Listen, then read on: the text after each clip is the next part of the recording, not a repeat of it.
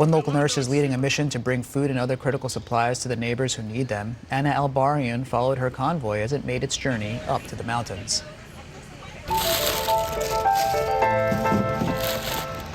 Bags full of food and essential supplies. Crestline resident Danielle Fulweiler is in San Bernardino, loading up a school bus full of them for her neighbors up the mountain. A lot of people still can't get out of their homes or even to these distribution centers, so CAL FIRE is helping us carry stuff down the roads to people that still can't get out.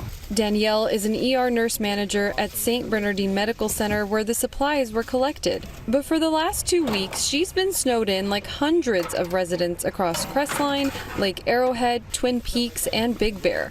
At times cut off from cell service, power, even their local grocery store. Our grocery store collapsed 4 or 5, my days are so mixed, 4 or 5 days ago, and that was our lifeline to town.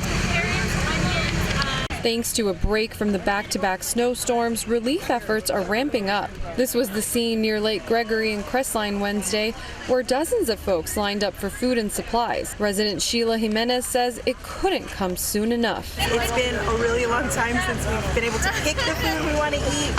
We were stocked up and ready for the storm, but I don't think anybody prepared for this too going on 3 weeks. Caltrans crews say 12 million cubic yards of snow have been plowed off the main roads, but residents are not out of the woods just yet. Forecasters say an atmospheric river system, which carries warm rain, could hit the state's snowpack on Friday. It can melt a record amount of snow and potentially trigger flooding and cause roofs to cave in.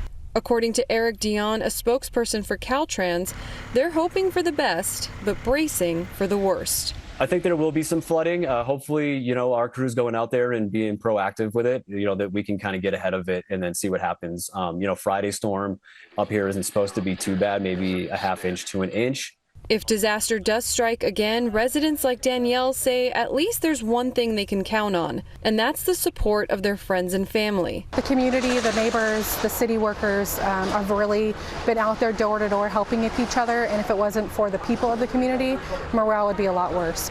A resilient community weathering a storm and its aftermath together.